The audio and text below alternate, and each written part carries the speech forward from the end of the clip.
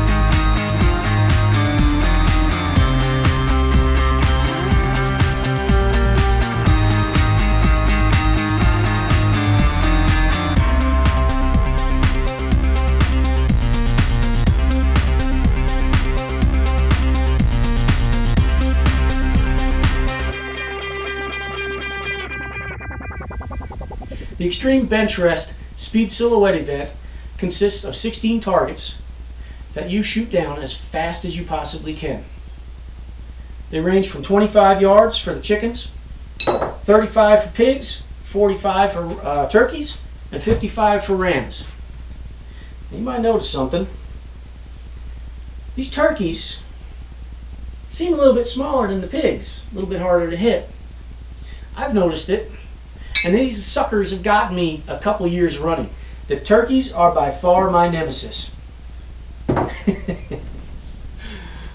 the name of the game, guys. Knock them all down. 16 targets, that's all you got. Shoot them as fast as you can for the lowest score.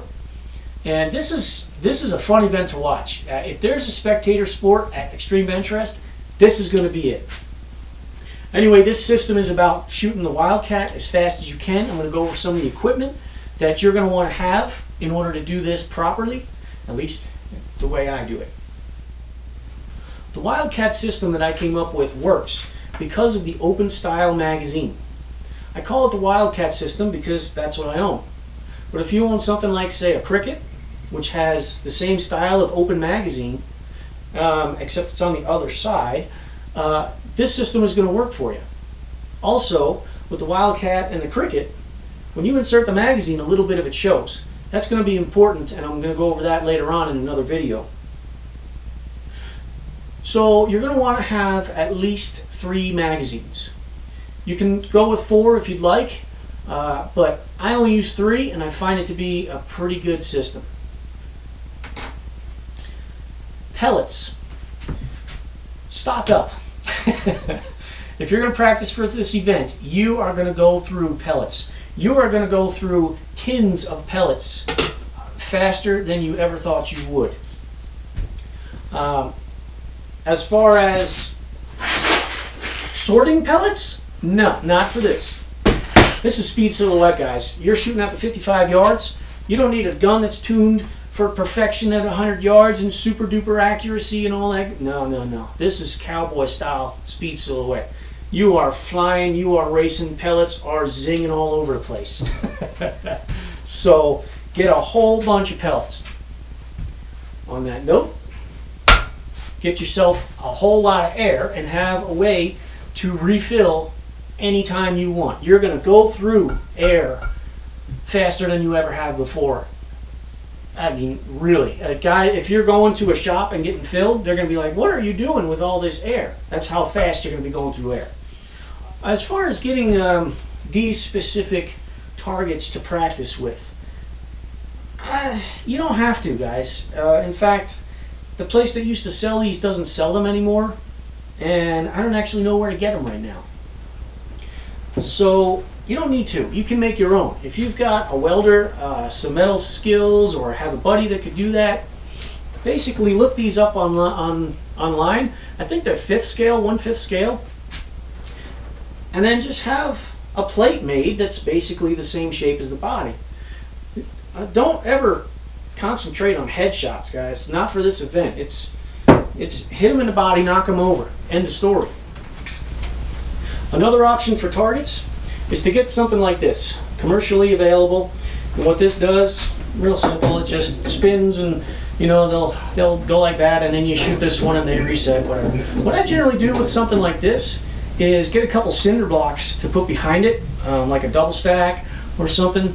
That way every time I hit these, they just hit the cinder block. And that way I don't have to mess with going through the reset.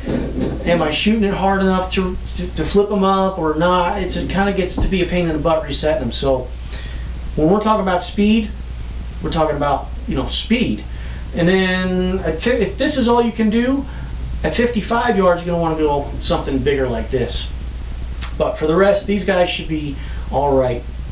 The only downside to this is that these aren't spread out like the actual targets are. So you're kind of sitting there going back and forth in a very small area versus having to transition a larger distance. Next up is the bipod. You're going to want a bipod that's going to hold your rifle in an upright position.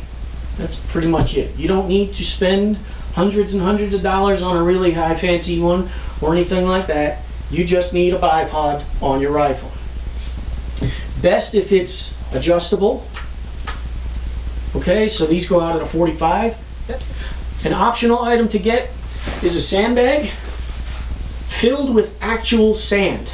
There's a lot of people out there that say don't fill a sandbag with sand, with real, sand. But there's a reason why I fill it with sand. I'm going to go over that in a later video where we kind of put all this stuff together.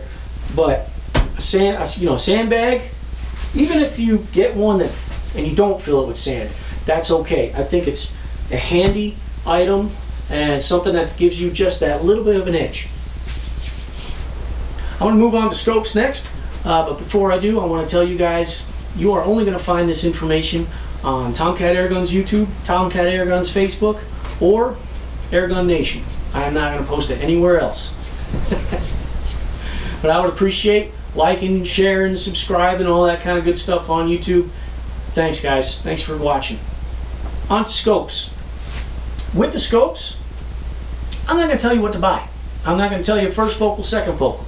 I will tell you what I'm using, and it's a Hammers 4-16 by 50, and I find these are kind of hard to find anymore. I've looked online for them, but they're very similar to the BSA Mil 4-14 by 44. The only difference is this one goes up to 16 zoom, that one to 14. They're first focal plane, but like I said, it doesn't matter, guys. Use the scope that you're comfortable with. Make sure you got it at the right height for bench rest shooting. Also make sure it does not have an overly complex reticle. In fact, if you've got one that has kind of an open center reticle, that might help you out a little bit. Or the crosshairs kind of end and then there's a little dot in the middle, that might help you out a little bit as well. Let's talk a little bit about the rifle itself. Before you start practicing for this, go over your rifle, top to bottom, front to back, whatever, and make sure it is well tuned. I don't care about tuned as far as downrange, perfect hole in, hole at 100 yards. No. Make sure you got enough power coming out to knock over one of these steel targets.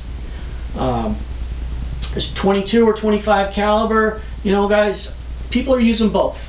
With 22, you got to deal with the wind a little bit more. It's a windy range down there, but you're going to be successful regardless. I use 25. I like the bigger pellet. And if I had a choice, I would say 25 for this because of picking the pellets up. They're bigger. That's pretty much it. I'm not going to sugarcoat this, guys. You are about to abuse your rifle if you go through and start practicing to do this. You are going to use your rifle in ways it was never intended to be used. And you could very well break something. And with that, that's basically my disclosure saying I'm not responsible for what you do to your rifle. I'm just telling you what I've done. Now, have I broken my rifle doing this? No, I have not. My rifle is stock except for the shroud. I've never done that. I don't even think I've touched the hammer spring on this. It's just basically out of the box. I really can't think of anything that I've done, any kind of tuning that I've done to this. So if you look online, you can also find a magazine indexing modification. That's the little bar that's in here that cycles the mag. I would highly recommend doing that, because otherwise you're going to scratch the heck out of your magazines doing this. And not only that, but by doing this modification, you'll have a better engagement with your magazines. And all you're basically doing is taking off a sharp edge with some really super fine sandpaper. I don't know, it's like 1200 grit or something. It's or even a stone or something like that. But you're basically just flattening out a sharp edge. One thing you're going to want to start doing basically today and every day from here on to the event is moisturize. Get some moisturizer, get that on. I usually do it at night, that way it soaks into my, my fingers really well. But it's an important piece of putting this whole thing together. No matter if you're using this style or any other style, you want your fingers to be soft and can't be all dried out or calloused or anything like that.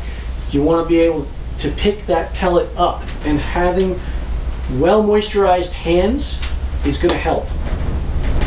Another thing, speaking of soft, is get a towel. I'm going to spend just a little bit of time talking about towels. You can see the difference in these two towels. This one, never mind all these pulls, it's a shop towel, but see how tall these threads are and how soft. I mean, at one point this was probably a pretty high quality towel. This one here is worn down, it's crushed down, it's basically pretty flat on one end, and then I got some fibers on the other, but it's basically just really worn in. You are not going to want something that's so soft and of such high quality or anything like that. It's going to screw you up worse. Whereas something that's flat, worn in, is actually going to help you out. And that's something I'm going to cover in the next video when I go over the magazine loading process. Guys, that's pretty much all the equipment that you're going to need. As I go on making more videos on this, I may come up with one or two more things that'll help you be successful with this style of shooting. I hope you enjoyed this video. As always, thanks for watching and happy shooting.